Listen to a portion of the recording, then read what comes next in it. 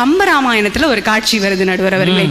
விஸ்வாமித்திரரும் ராமனும் வனத்தின் வழியா நடந்து போயிட்டு இருக்கும் போது கல்லாக கிடந்த அகலிகை ராமனுடைய பாதம் பட்டவுடன் பெண்ணாக உருமாறுறா இல்லையா?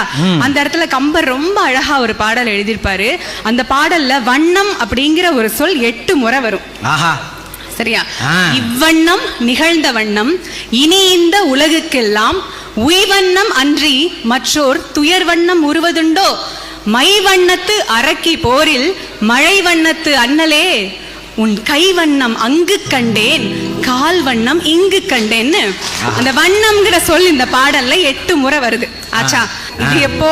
12ஆம் நூற்றாண்டு கம்பராமாயணம். அதுக்கப்புறம் மறுபடியும் 8 நூற்றாண்டு, மறுபடியும் பாருங்க அந்த 8வது நம்பர், 8 நூற்றாண்டுக்கு பிறகு 20ஆம் நூற்றாண்டுல இத படிக்கிற நம்ம கண்ணதாசன் கவியரசு அவர்கள் உருகி இந்த வண்ணம்ங்கிற சொல்ல 8 இல்ல பல முறை ஒரு பாடல்ல அழகா பயன்படுத்தியிருப்பாரு.